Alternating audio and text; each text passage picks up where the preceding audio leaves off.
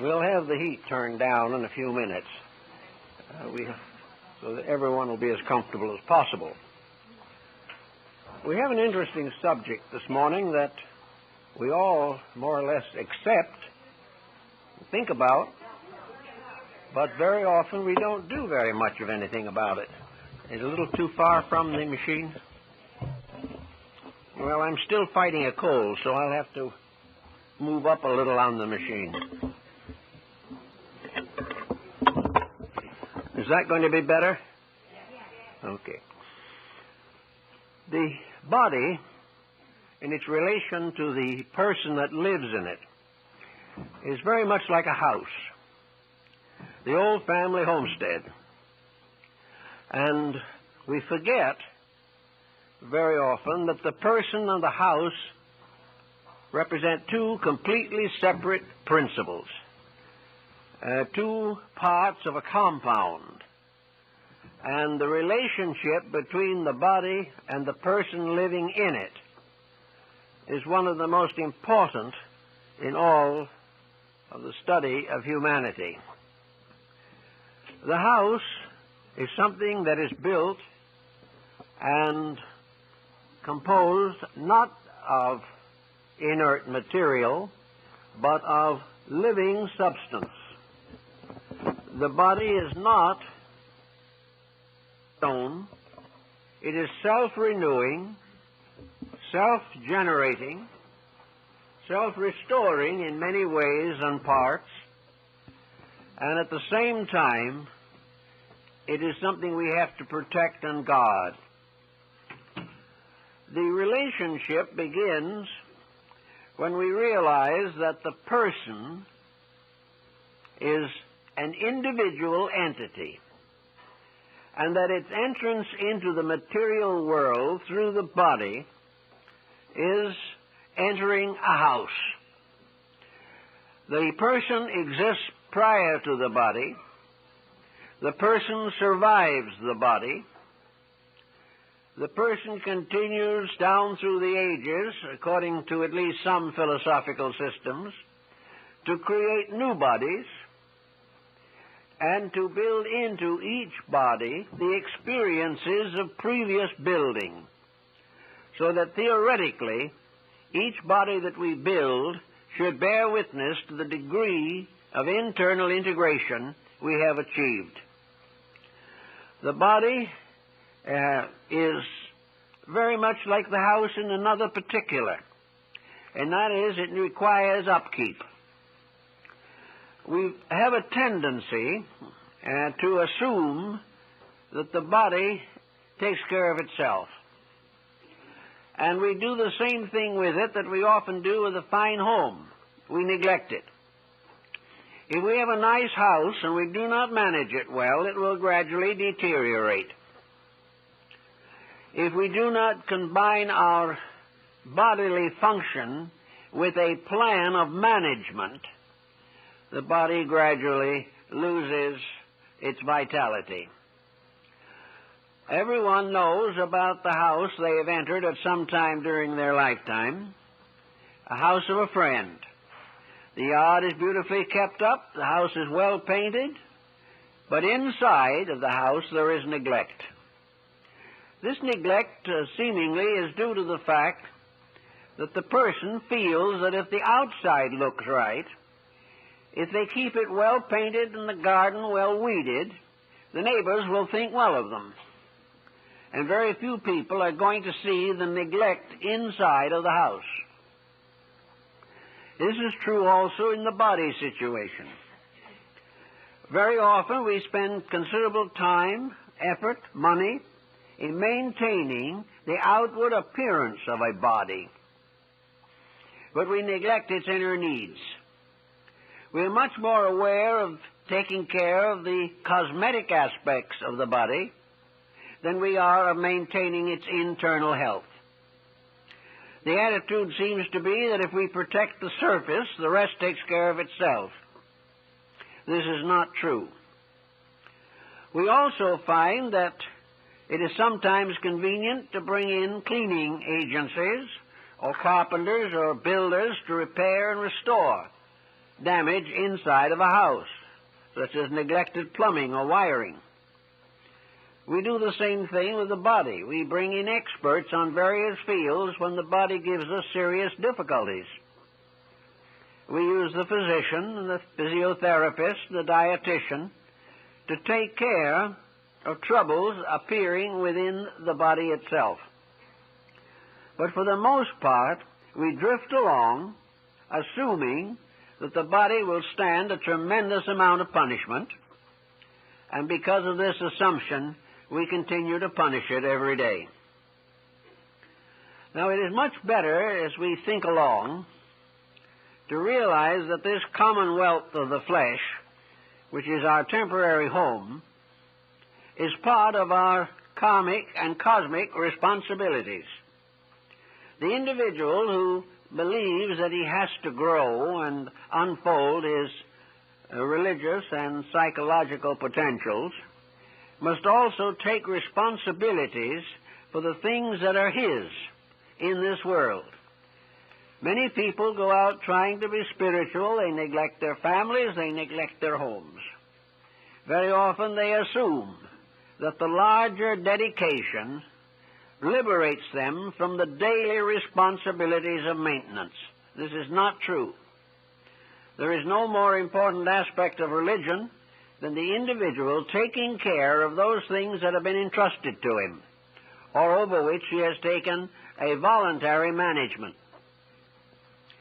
So in the case of the body, it is not only important to realize that there are spiritual centers in the body, there are meditative factors that can be stimulated, there are extrasensory perceptions and all these things.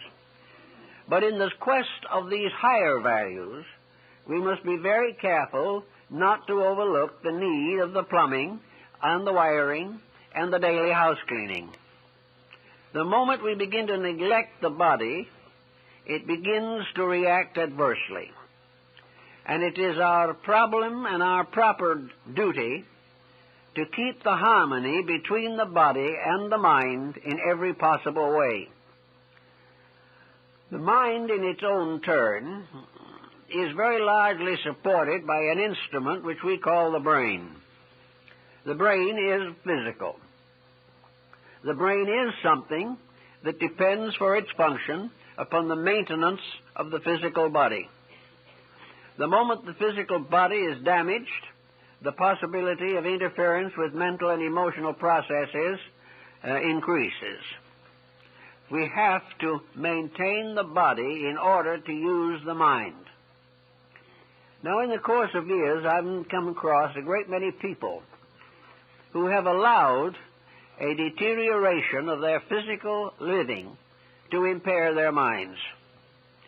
They are persons of fair capacities.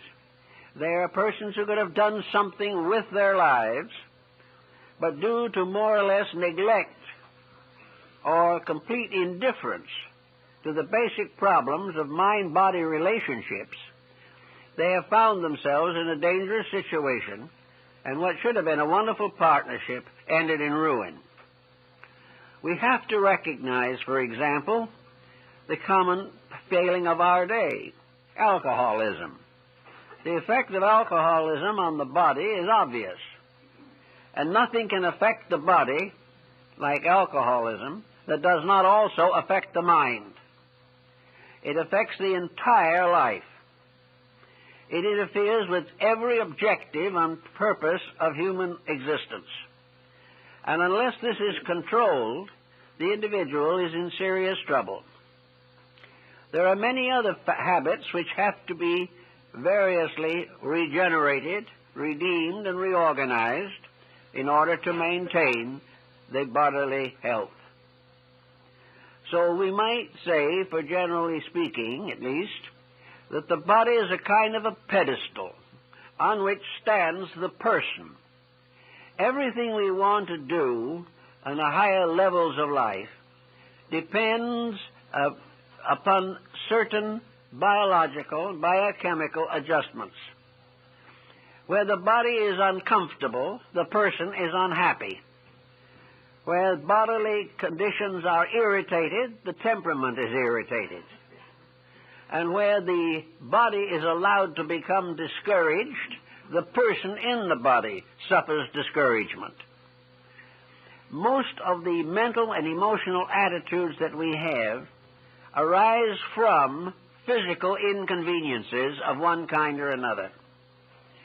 These inconveniences may, some of them, be deliberate carelessness.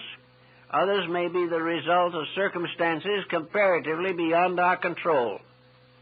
But the basic truth remains that the body is very important, and that the individual who sacrifices his health must have a very great and important thing to do to justify this sacrifice. Because if he does sacrifice it, regardless of his motives or intentions, the bodily harmony will be interfered with. Now, we know in most cases that we have disciplines for the development of the mind and the control of the emotions. These disciplines mean a great deal to the average individual, particularly now.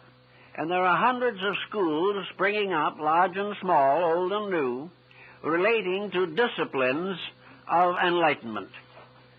Disciplines intended to expand the consciousness of the person, to enlarge and ennoble character, and even to develop extrasensory perceptions and psychic faculties.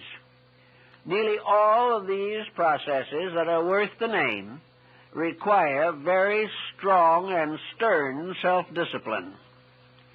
Anything that is promised without effort is worth about what the lack of effort is worth.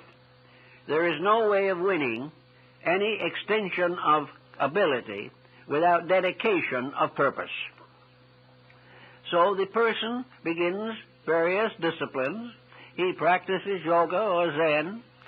He meditates and contemplates and performs retrospective disciplines. And to a certain measure, he tries to keep the body in reasonable condition. But the moment he starts to meditate or use any of these higher faculties, he is likely to come into conflict with the body. Now, the reason why this happens is that in a great many people, the body has been spoiled. It is a spoiled child, and like such a child, is very difficult to manage and resents any interference with the habit mechanisms which it has built up. These habit mechanisms of the body are apt to be negative, like the habit mechanisms of the mind and emotions. But the person attempting to settle down quietly to the cultivation of his inner life is subject to constant minor annoyances from the body. He sits down, he relaxes, he gets into the perfect mood, and something itches. Then he quietly gets past this point for a little while, and all of a sudden he remembers something. He remembers something that he should have taken care of and did not, or he remembers the phone call he ought to have made, or he remembers a promise that was broken. One thing or another comes in to interfere with this quiet meditative process.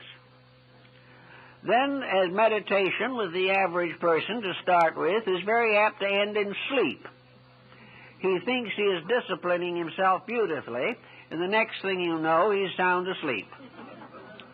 And I know one case in which a yogi here in Los Angeles, publicly speaking, in a large auditorium, seated himself on a table in the middle of the stage, ended meditation and went fast asleep and fell off the table. Normally speaking, this might have interfered with his reputation, but it did not. It really enhanced it. It was decided that he was in such deep meditation that he actually almost ascended from the table. But he ascended downward instead of upward. So sleep comes along. Fatigue, hunger, worry, interruptions of one kind or another, a little street noise. All kinds of things interfere. Many of these interferences are the result of the acuteness of the sensory perceptions. which have been trained to respond to certain stimuli. Others come merely from lack of correct exercising or posturing. The individual will find that meditative postures begin by being rather painful. The body aches when muscles are used differently. But altogether, the main problem with the meditation is that the body, the personality, the environment, the neighborhood, the actual house in which we physically live, all these interfere with quietude. They make it almost impossible for the individual to remain at peace. Now, the body has this type of problem also, somewhat due probably to dietetic and nutritional intake. A large part of the food that we take discomforts the body. It tries to let us know, but we simply take some kind of a digestive pill and keep right on going. We overeat, we undereat. We do all kinds of things that affect the body's peace of mind. And the body seems to have a little mind of its own. And as a result of that, when we call upon the body to make a little more constructive effort than usual, we very often find it unable to do so or unwilling to do so. So when we start trying to be better people, we have to begin with basics. And one of the basic factors we all have to face is the body. Now, there is a two-way relationship involved here. There is not only the relation of the person to his body, but the relation of the body to the person himself. Sometimes one interferes with the other. Sometimes both interfere with each other. But to begin with, the most probably elementary and basic situation is to try to get the body into partnership with the purposes of the individual. The person must decide what his problems are, what his objectives are, what he wants to accomplish. And having decided these things, he must bring his body into the partnership. One of the problems of the body is subject to is the reaction of outside circumstances upon the nervous system, the digestive system, upon the sensory perceptions and the mental reflective organisms. All of these things mean that the body has to take a certain amount of abuse, and this has to be controlled as much as possible. Good example of our problem, a simple example today, is the fact that the average individual spends 2 to 4 hours a day viewing television. Now, television has a great many facets to it, but the problems that are most annoying in television probably are those which disturb and dramatize the emotions and reflexes and cause the individual to have powerful nerve reactions. Probably the most impressive of this group would be the horror and mystery story. The individual is constantly confronted with intentional efforts to stimulate the emotions. The sponsors like to see the emotions stimulated. The producer wants to see this, and most of the audience has become so accustomed to it that if the picture does not have these factors, they will turn it off.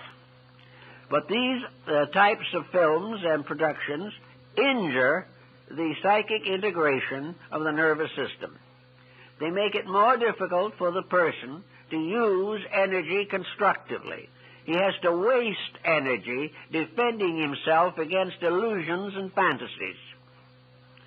By the time he gets through with some of these delightful spectacles, he's worn out, tired out, fatigued, simply by the expenditure of energy. Energy used for any purpose must be conserved. Physical energy is a kind of basic utility, a basic form of life which is not available to everyone equally. Physical energy is something that must be conserved, used, and directed. The waste of it is the waste of life itself. And those who waste it continuously will find life is shortened, health is impaired, and the progress of the individual towards his higher objectives will be definitely damaged. So, we have to try to fight through this peculiar structure of body. I've noticed over a long period of time, and I guess many of you have had the same experience, that people trying to be good very often succeed in being obnoxious. Their virtues are not real. They attempt to frustrate something or to dominate someone else.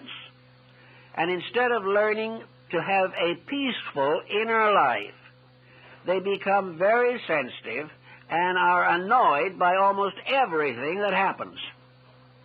I know many cases in which the individual is suffering from morning till night from what he calls righteous indignation. The world becomes obnoxious to the person who is trying desperately to leave it. And as a result of that, his very process of staying here is made more obnoxious by his own reactions.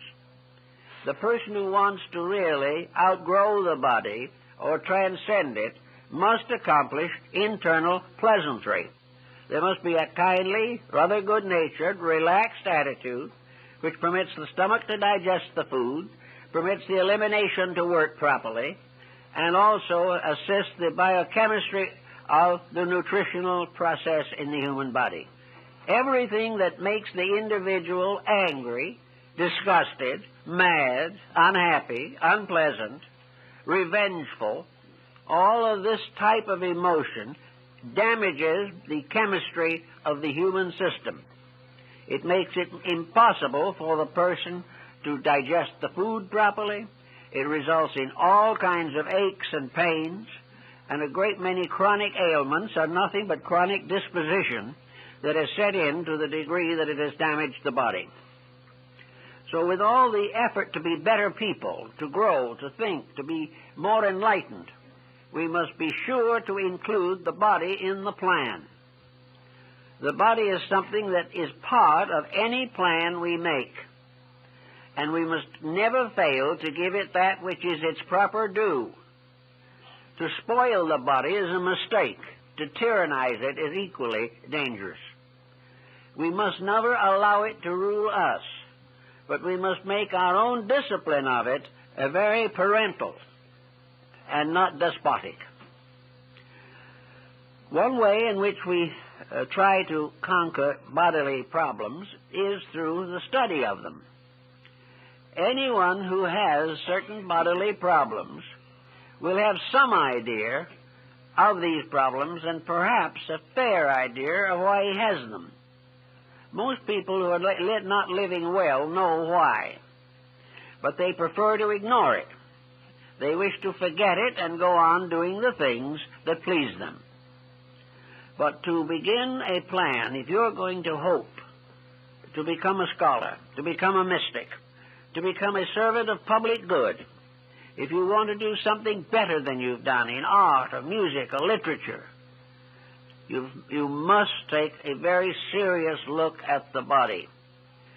Your purpose is not to rise above it in the sense of going against it, but rather rise above it in the sense of challenging it to be more of itself, to be better than it is, and not put in a position where it must fight back for survival. If you start with this, then you find that the Greeks were very much given to this thought, and so were most ancient peoples. Many of the philosophical schools of the Greeks were called gymnasium. And in Europe today, the middle schools are often referred to as the gymnasiums. The gymnasium, in this case, from which we have merely a health procedure, included in old times, and in Europe in many parts still today, the entire educational procedure. It's all exercise. It's all discipline, control, and direction of energy resources. The individual who jogs is in a gymnasium. So is the person studying Latin. Whatever use is made of energy, whatever organization is set up to enable the individual to achieve some definite purpose, this whole structure together is a gymnasium.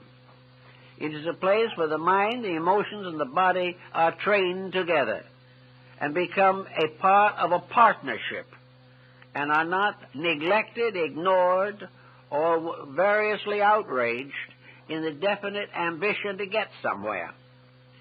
Particularly here in the West at the present time, where most success is measured in terms of money, we are annoyed by the fact that medical care is becoming more expensive.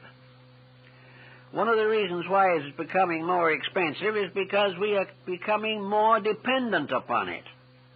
And wherever you create a dependency, you subject yourself to exploitation of some kind.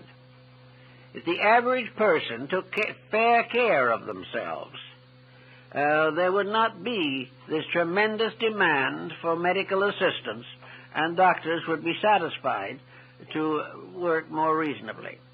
But because they have created a massive profit system out of the human being's abuse of himself and neglect of others, he's in a position to charge anything he wants. But in the final analysis, the person trying to grow must start in by educating the various elements of his own nature. The Greeks, of course, held a great deal for calisthenics. They regarded a proper exercise as something that should be cultivated from the cradle. Now, exercise of a normal kind, as Socrates pointed out, must not be a technical boredom. Socrates said he was never able to exercise merely for the sake of exercising. He couldn't imagine anyone becoming interested in jogging around the block. The only reason that anyone does it is a desperate effort to be healthy.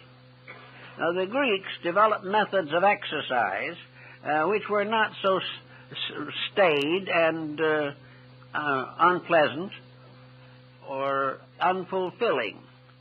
They lived in a world in which this tremendous involvement in industry and economics did not exist. They did not have to spend 8 or 9 hours a day at a desk. They did not have to do all the foolish and stupid things that we consider to be essential. Also, of course, they had no knowledge whatever of denatured foods. They ate the food that grew near to them, and it was never processed. They just lived naturally.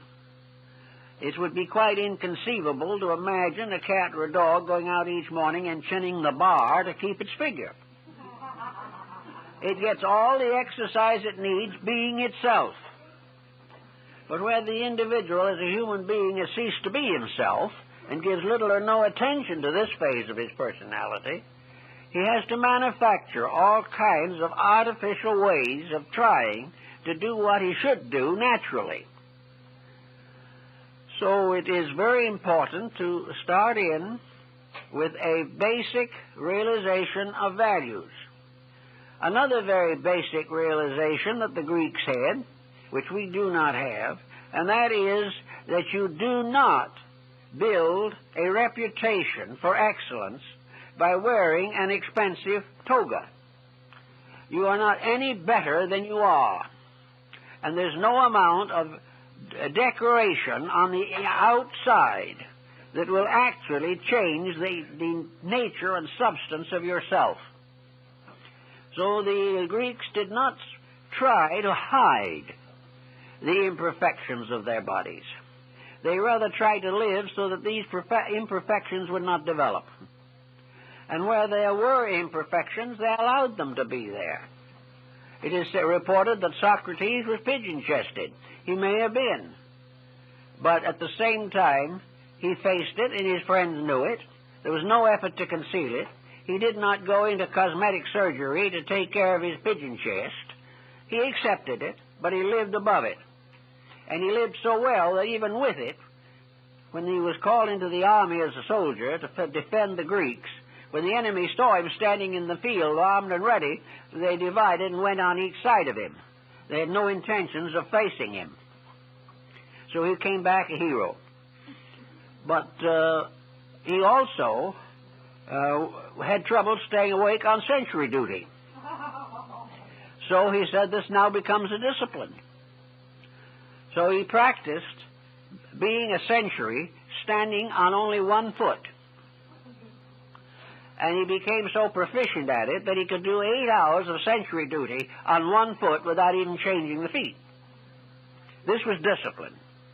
It was making something obey him. Generally speaking, most of the older peoples of the world lived more naturally than we do.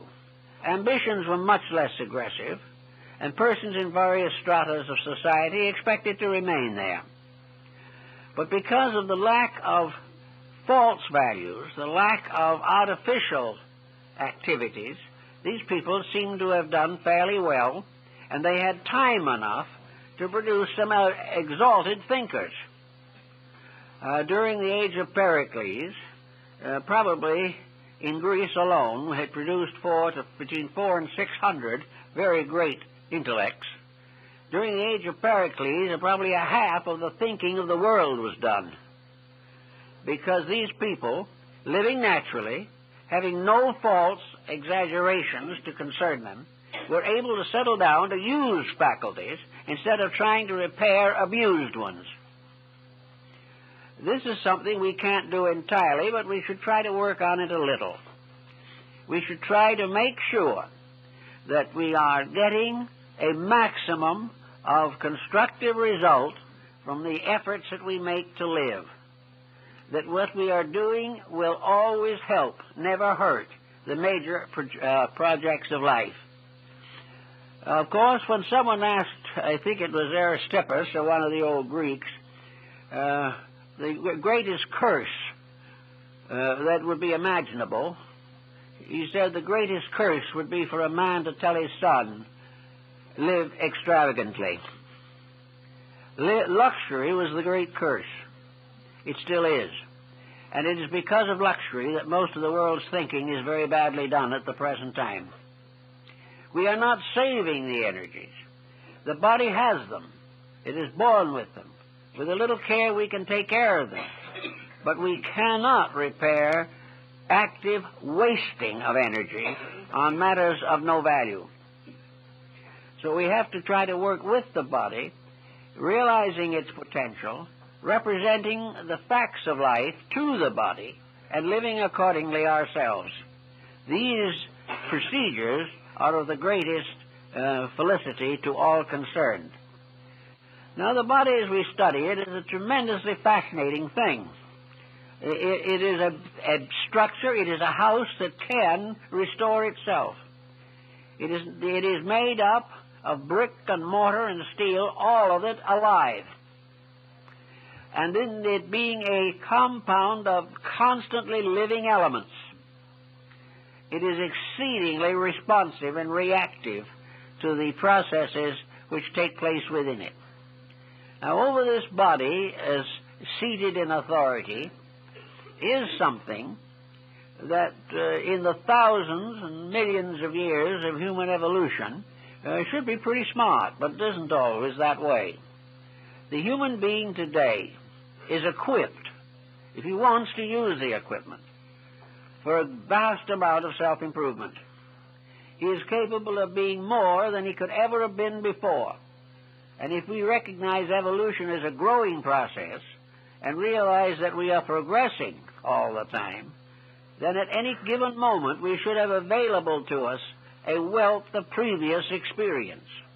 This may not be available in actual conscious thought, but it is available to us in instinct, in intuition, conscience, and many of those factors which tell us something of our own previous experiences with right and wrong. But the body being in the control of this, the other thing, this self, this mind, not only must obey, the body can't refuse to obey except at the cost of survival. But the human being can change its attitude toward the body at any time it wishes to. Buddha makes a very great and definite point out of this entire situation. To Buddha, the great enemy of mankind was the person living in a house but abusing it. The poor housekeeper, the housekeeper that allows the house to run down, is the offender. The house cannot help running down if no one takes care of it. The body might be able to continue to take care of itself if the mind did not decree that the body make mistakes, demand these mistakes, require the body to accept as natural things that no physical organism can support very long. So the Buddha points out very definitely that the tyrant is the mind. It is the mind that does it. It is the mind that is the slayer of the real, as we find in the Bhagavad Gita. The mind is the slayer of the body if we are not careful. Just as minds get together and create armies and kill each other, so the mind in man becomes a militant despot and destroys the very body that it depends upon. And in the course of this destruction probably ruins its relationship with all outside factors of civilization and environment. So, we have to start at the bottom and build. One thing the person should do, begin with, is regulate life. Regulating life means to set up patterns that the person can perpetuate without constant breaking of these patterns. Food should be taken regularly, and it should be of a nature and quality that is suitable to the needs. The snack bar and all the odds and ends damage the body. The body should also rest at various times during the day.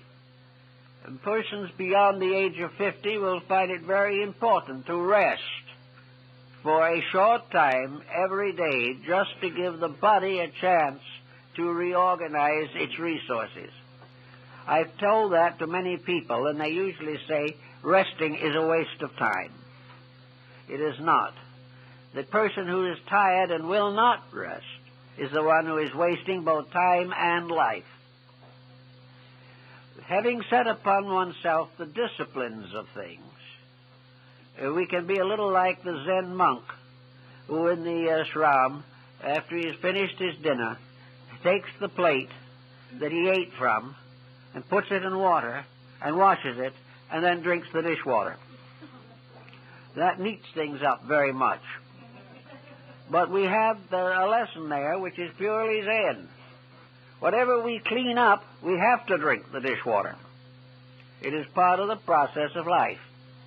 And some of the people have been very wise and thoughtful in their interpretation of these ancient fables. Having organized our resources in these details, we should go a little further to find out more about why we have the attitudes we do. Today particularly, we are all becoming dominated by attitudes. And most attitudes that we're holding today are destructive. The attitude person is the one who has made up their mind before the evidence is even considered, and who finds everything to be what he expects it to be, because he rejects any other interpretation. Attitudes that are combative, attitudes that are self-centered, attitudes that are revengeful or despondent, morose, self-pitying, all these attitudes are very bad for the body. The body taking them on begins to lose certain functional processes. If you hold a mental dyspepsia long enough, it will become a physical dyspepsia, because the various processes of assimilation within the system are all symbolically set forth in the physical processes of digestion. So if we go along quietly, we start to be better people, by coming to terms with the body and recognizing it for what it is, a wonderful and useful friend, something we can depend on to give us terrific service if we will take care of it. But like an automobile that is neglected, it will not survive. Having made this basic arrangement, then we can more or less ask and receive the loyalty of the body. It is very difficult for a bad master to have loyal servants. A poor housekeeper will never win the loyalty of employees or persons who come in to do various things. You must respect, you must demonstrate an ability, an integrity, and a fairness in all procedures in order to demand or receive loyalty. The body will be loyal to the mind if the mind is thoughtful of the body. It is a two-way procedure. The body will react by greater efficiency, comfort, ease, and a surprising amount of reserve energy. But if the loyalty is missing, if the person has no interest in protecting the body, he's going to get in trouble, because he's going to do all kinds of things without any consideration for the effect of these things upon the human constitution. Wherever we depress our relationships with the body, we expose ourselves to epidemic ailments and to all kinds of definite infirmities. As we get along in life, we also have to make certain compromises with the body. The body begins to tell us it is a little more tired than it used to be, that it hasn't got quite as much energy as it once had, and though it is pretty effective and still quite good, you'll have to give a little more attention to it. It's just like working with a run-down old house. We may have kept it up very well, but as it gets older, it needs special attention, and you can't prevent a deterioration if that attention is not bestowed. So the body begins to need certain conservation processes.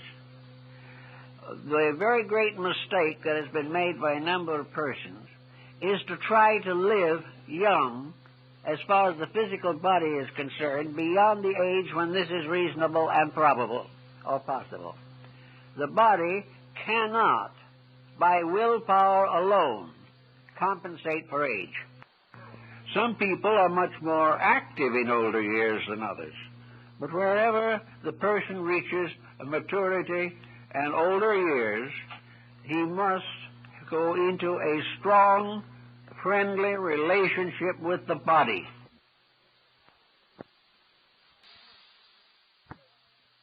But wherever the person reaches maturity and older years, he must go into a strong, friendly relationship with the body. He must make that body work as well as it can and as long as possible.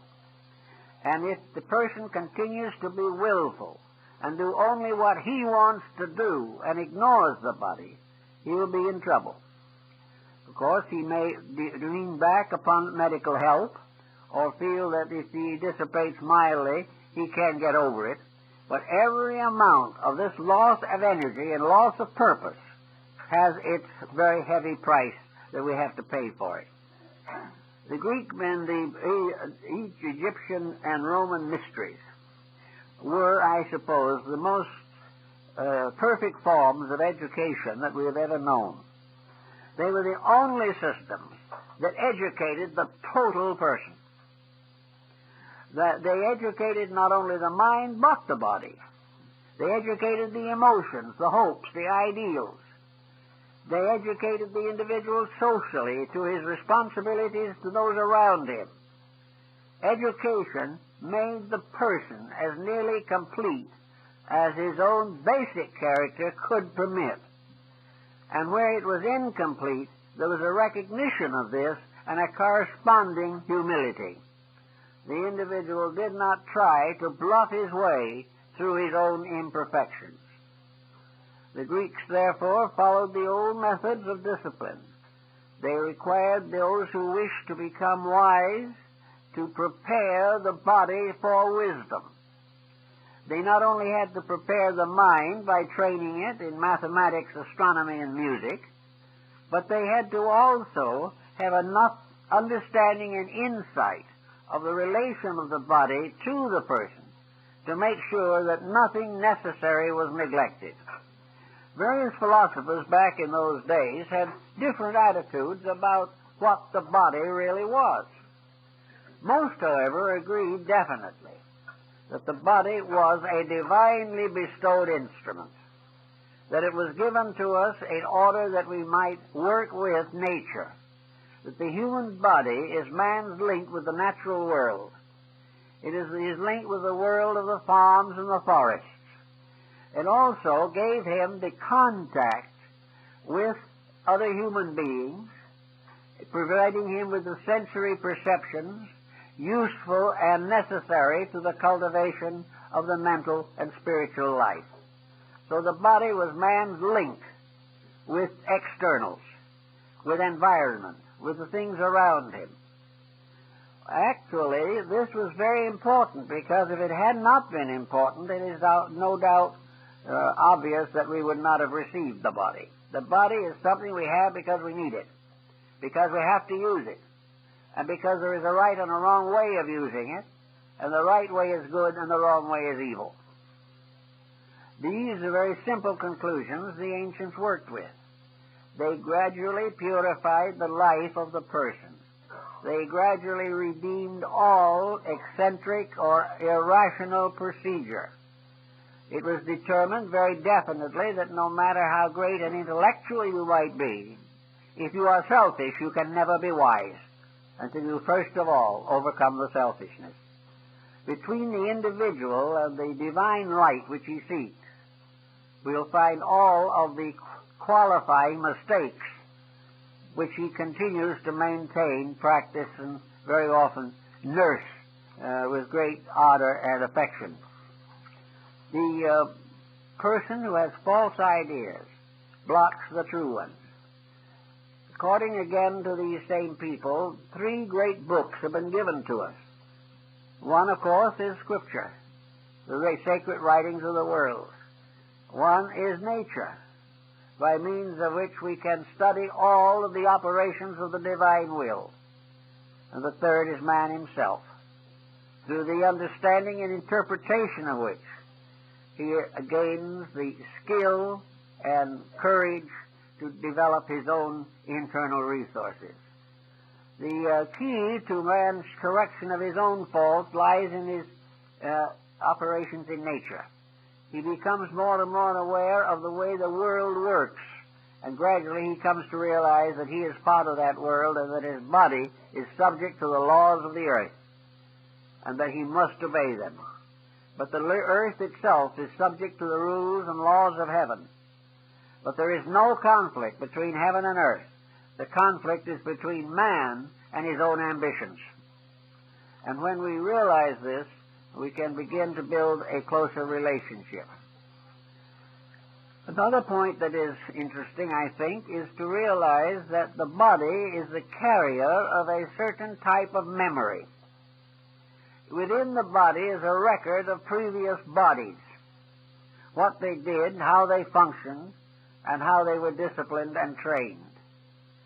A good example of discipline with the body is music. A musician, especially a vocalist or an instrumentalist for that matter, must control the body. The musician must practice regularly, must dedicate his life to maintaining the peak of his own capacity and ability. He must never neglect, never overlook, never to be too busy to protect the talent which he has gradually developed. He must become, in a sense, a slave of a talent. Now, we don't all want to take on this degree of servitude, but we must all of us become servants of any talent or ability which we seek to perfect.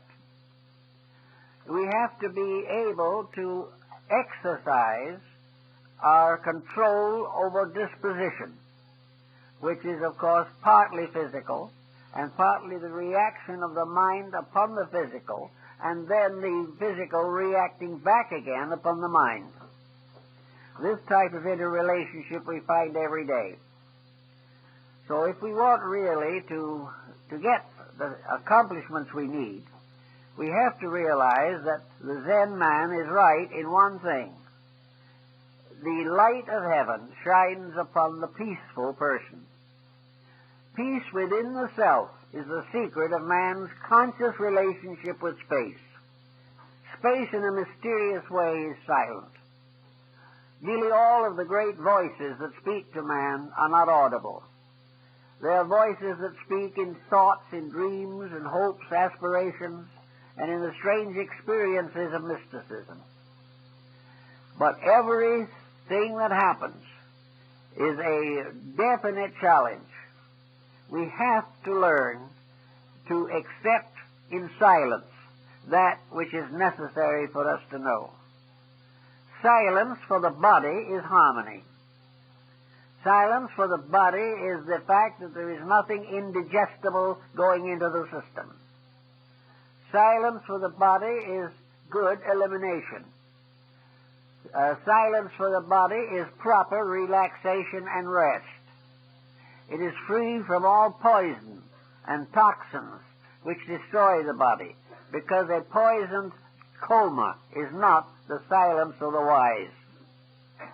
So once we have the body quieted down, so it is not constantly demanding something, or expecting something, or suspicious that we are demanding something, then we can be quiet. We can sit with a good book and enjoy it. We can walk back for a little while in nature and be refreshed. We can look at a great work of art, and our spirits are inspired and comforted. Silence inside of ourselves means free from forced meaning, from interruption, or from conflict, from prejudice relating to these kind of things.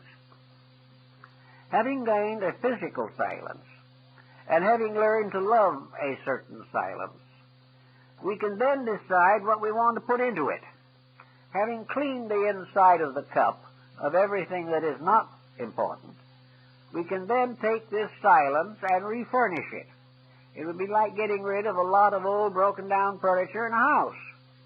If we want to get rid of the furniture that we do not want or do not need, then we can settle down and refurnish. Once we have cleared the mind of trash and trivia, we can then settle down to refurnishing our mental home. We can decide what we need, what is going to be truly comfortable, and we can allow to come into that silence that which enriches it, but do not allow to come in that which disturbs it. After we begin this process, we also discover something else. We are nearly always disturbed by things that we refuse or reject. We are disturbed by conditions which we have not digested, which we have not analyzed, which we have not controlled. Therefore, if we achieve silence within ourselves truly, we will find that the interruptions become progressively fewer. And what disturbed us desperately last week will not bother us at all if our own inner silence is stronger. Now, silence is not to neglect. Silence is not a vacuum. It is a peace. It is quietude. It is the strongest situation possible, whereas simply turning off the mind can be a very negative and useless thing. We cannot block out thought, but we can ennoble it by ennobling the function that gives it to us. So then we begin to bring back into our silence the things that make us happy. We begin to listen to great music. We learn to appreciate great artistry. And we also learn all kinds of little things inside of ourselves that we can do. We can develop talents that we sense but have not yet evolved. Out of the silence, we build a new life based upon peace, upon inner contentment, and of a constant process of enrichment, the enriching of values. And little by little we put a nice new set of furnishings in the house. But these furnishings are proper. They are not gathered for ulterior motives. We're not refurnishing the house because we want to keep up with the Joneses. We are not furnishing it because we want more expensive things than our neighbors. We are not even furnishing it because we have no longer any interest in old things. In the peaceful heart there is neither old nor new, but there is a gradual increase of the sense of value, that which is most proper, that which is most complete to the inner life. That is the thing we shall try to acquire if possible. So we can develop a few little hobbies that help. We can enjoy good books and good friends. We can also gradually find the need for variety in our inner life. We find that if we pray all the time, we will not become virtuous, we will become sick. We also realize that if we go out trying to help people when we don't know what we are doing ourselves, that a certain frustration is going to result. We all have to work out these problems of making our silence the basis of a new career. And if it is built upon this quietude within ourselves, it has no enemies. It has lost the power to have enemies and do that type of thing. There's a story about Diogenes, who liked to live in a tub in the Athenian Forum and used to speak to his associate while standing near a wall that led up to another level. One day, a soldier listening to him disagreed with him, so leaned over the wall and spat at him. Diogenes looked up and then he turned to his friend. He said, "You know, I think I should be angry at that man, but I've forgotten how." Now, it's going to be a long time before most of us nowadays are going to forget how to be angry, or how to be revengeful, or how to work a nice and gentle insult at the proper moment. But there comes this inner peace that says this is no good. We are wasting energy that we can't afford to lose. Now we have energy in short supply all over the world. Our energy resources are being depleted. About the only energy resources that are as yet available to most of us are our own energy. The energy to use the life in ourselves for the greatest good to all concerned. So to do this, we can't waste any of it. We can't waste any time in trivia. We can't waste much time in small talk or in useless activities. We can't spend too much time working along with social situations that have no future and very little past. It becomes a matter of building a rich life by varying it, but always by doing things that are basically important and significant. And after we get a fair degree of control over our own attitudes, so that we can really sit down and ask ourselves a very pertinent question, for instance, for people in our field of thought. Why do I want to be spiritual? Why do I want to be enlightened? And there'll be all kinds of answers, some of which you'll block before you even shape them, because you will realize they are not the best. But the question is always, why do we want to be better than we are? One answer to that, of course, is it is our destiny. We were created to become better every day. We were created to outgrow our own past constantly. Another thing that we can say is that the more we learn, the more we know, the more we understand, the more useful we can be, the more we can really be helpful, because there is very little true helpfulness in passing along our own personal undigested opinions. Most people are suffering from that type of opinionism which Epictetus calls a falling sickness of the reason.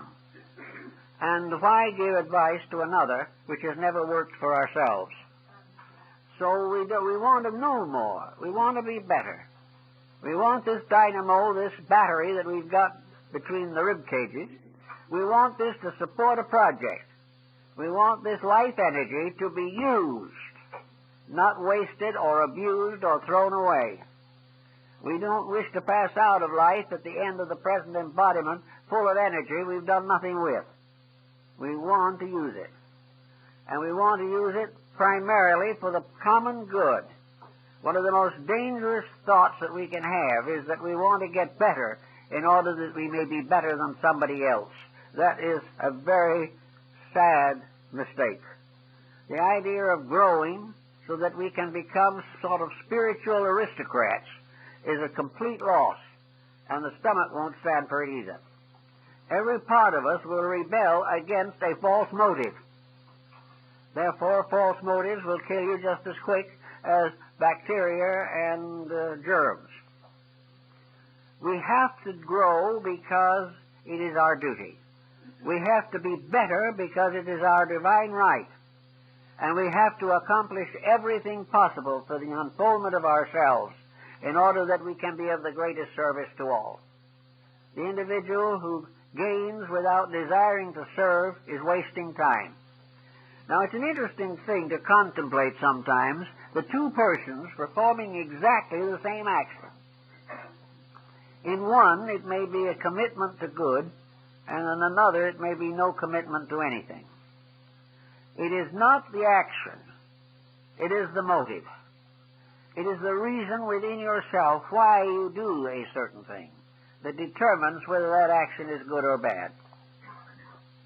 Therefore, it is very important for the individual to have motives above reproach, that the good deed can really be good all the way down to the core, and not simply a gesture on the surface with no substance in reality behind it. If we, therefore, are generous to other people, why? Are we trying to buy them? Do we expect that if we are generous to them, they will be generous to us? Or are we generous because we want to show off that we are rich enough to be generous?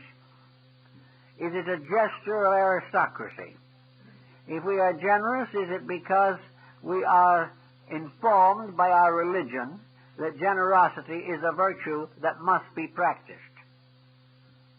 All of these are the false motives, really. Even the idea of a religious generosity is not right, unless there is something very deep in the religious part of ourselves behind it. The reason for generosity is someone needs, and we have the privilege of sharing. Generosity is something that comes from the heart, without expectation of reward, without any prominent action. Secret giving was the secret of the old way of doing it. No one wanted applause, no one wanted recognition. In fact, St. Nicholas, who is the hero of this season, was the original saint of secret giving. He used to, according to the stories, he used to drive by on a donkey at night and toss coins in windows so that in the morning the people whom he knew to need them, the money, would find it, but he would never let them know who gave it. He even went so far as to sell or mortgage or pawn the vessels on the altar of his church in order to feed the needy.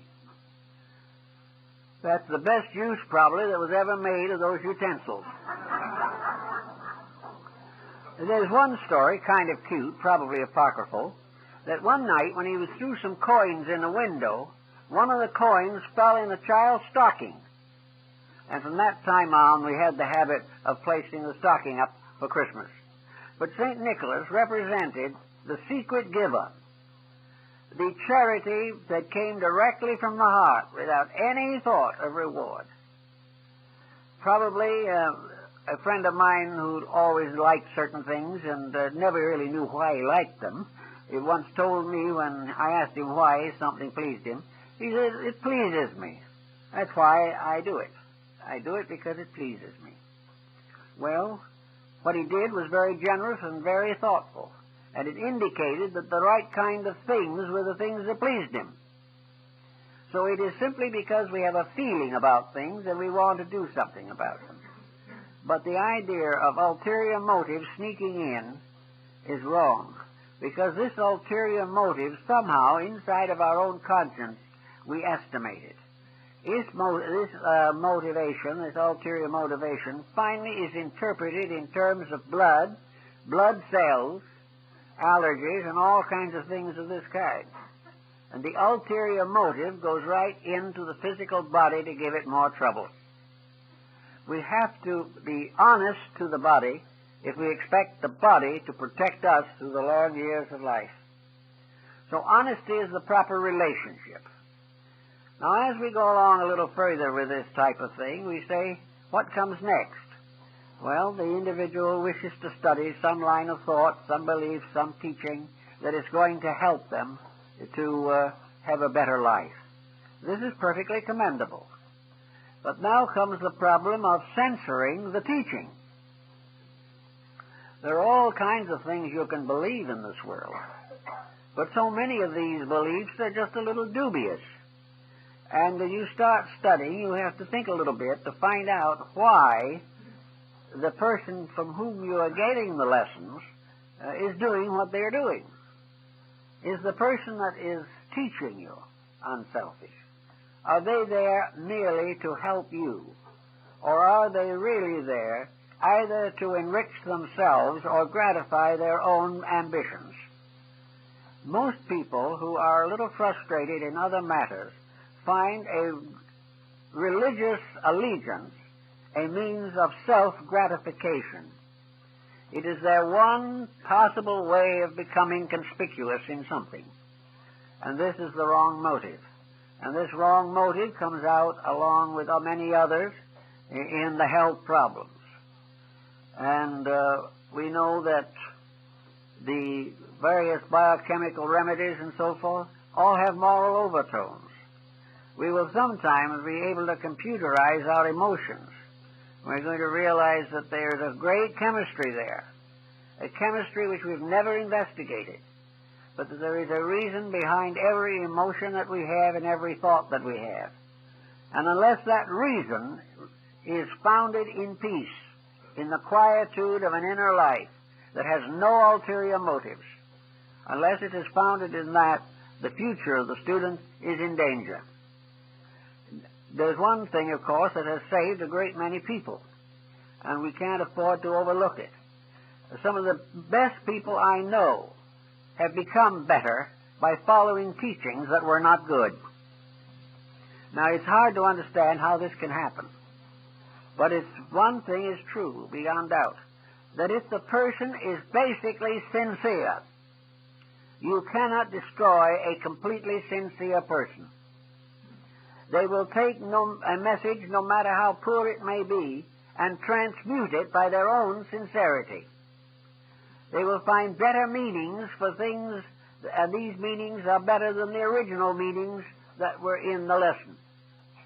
The sincere person is protected against corruption by the fact that they are inwardly honest.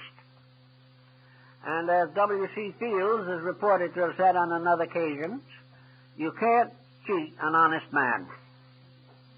The reason why you can cheat people is because there's a little larceny in them already. They are looking for something for nothing. They are bargain seeking. They are trying to escape some infirmity or restriction without overcoming or changing themselves. They are not doing it the right way. So once you finally get to the point where you want outside help, then it is very necessary for you to have this quietude within yourself. The quietude that protects the body, protects the mind, the heart, and opens the way to the soul in a wonderful and clear manner. As you go further along, of course, it gets a little more complicated. If a very immature person makes certain mistakes, motive being uncertain, abilities being inconclusive, apparently the Lord is rather patient with them. It is the person who finally, having known better, makes a bad break, who goes against his own convictions for some ulterior motive. That one is in trouble. Therefore, it is true that the more advanced we become in the search for truth, the more we become the servants of that truth. And anything in which we appear to disobey that truth must cause us pause and consideration immediately. The higher we go in our insights, the more desperate our condition becomes if we betray the truths that we claim to love. So everything depends on these right motives. Now, if the right motives come along, and the person follows them reasonably well, and does what is approximately proper, I think that he will find that he will have a good allotment of years. All this peace in his soul is going to result in normal functions. The person's body will not be bothered or eclipsed by pressures or tensions. Food that might even be a little difficult can be digested if the mind is at rest, and the body can give the full tendency of digestion to the process. But if at the time we eat something that is indigestible, we also have a feud with someone, or we try to get out of it by a definite medication that itself is dangerous, then we are compounding the felony. If we are right on all these things, and we behave ourselves very well, there's no reason why our lives should not be a fully experienced period. Karma that we have brought forward has to be met. But in spite of that, we will have a good life. And we will also be planning for a still better one. We will have much better health, and we will find that by inward light, inward peace, inward quiet, we can actually overcome a number of dangerous external situations.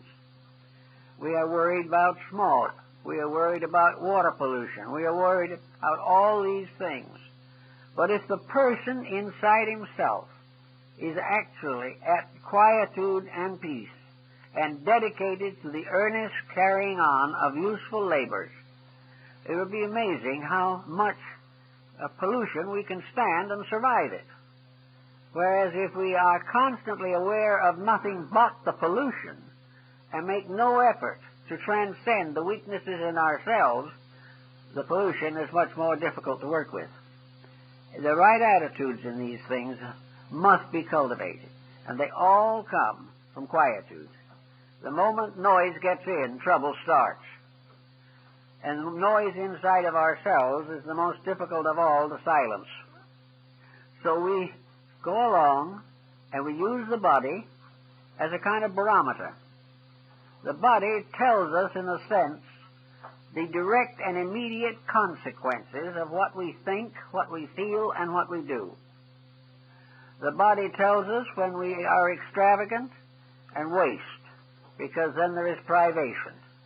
The body tells us when we don't rest properly, or that we are too much involved in some preoccupation. The body warns us of all kinds of improprieties of conduct, of nutrition, and exercise. The body is there to help us to keep the rules. And the body is so obvious to us that it's much easier, in a sense, to work with that level of pattern than it is with the mental and emotional levels themselves. There's also something so final about the body in these things. We always think we can bribe the emotions so that we can bluff the mental attitudes. But when we get a stomach ulcer, we know we've got it. And we know it's going to stay there until we do something about it. And if we neglect it long enough, it will destroy us. So we are in the presence of law operating not maliciously, not viciously, but inevitably. In the body, we can see the consequences of all types of indiscretion coming home to roost. We can see them moving in on us. And we can realize that 4 or 5 years of bad habits will make a very serious inroad into our future usefulness. And as most people are looking more or less towards some type of utopia, they want to look forward to retiring to that little place in the country. They want to do the things they've always felt they would like to do, and they want to have a fair reward for what they did in their work and labor. So we can put it this way if we want to. We can say, why did they work and how did they work? Did they work because, primarily, they knew they needed work? Or did they simply work in order to get later a pension and be able to do these things they wanted to do? Now, if their work was sincere and they did a good day's work and they earned their wages properly, then the chances are the body, the mind, and the emotions will be supporting. But the individual who had never really cared for his job, took all he could get and give as little for it, when his time comes to retire and go on vacation, he very often can't do it. His health is so bad he can't do anything. Or he is so disillusioned and tired and fatigued he doesn't want to anymore. So the motive behind the job also has something to do with the overtones of reward you get later. The motives behind the job of irritation and constant dissatisfaction affected the body, unfortunately. And out of this, in turn, came a limitation of the retirement period. There are many people who retire, and they are so tired, worried, worn out, and disillusioned that they don't want to do anything. No human being in this world has to be disillusioned. They disillusion themselves. They are disillusioned when they expect the impossible. They are disillusioned when they don't get what they have not earned. They are disillusioned by the world around them. But the answer to it all lies in an attitude within themselves. Now, sometimes this attitude is due to the kidneys or the liver cutting up, but more apt in most cases, the attitude comes first. And after you hold it long enough, the liver and the kidneys will react, and you will have permanent disabilities. So the person has to have peace within himself or live with disabilities. If he has to live with disabilities, he must live with them as graciously as possible, always realizing that every act that he performs, every decision that he makes, is part of the great plan of growth. And out of all these little efforts and the bigger efforts and the mistakes and the things done well, the human being is evolving toward the divine fullness of himself, which is the goal of all existence. Deity, as the great educator, the great enlightener, the great perfecter of all things, has set up the plan that cannot fail, because in time, regardless of our mistakes, we're going to learn to do it right. The only difficulty is that we wait so long in some cases. Why shouldn't we start in by doing it right? Well, perhaps in the beginning we don't have the motives. By the time we get the motives, we don't have the energy.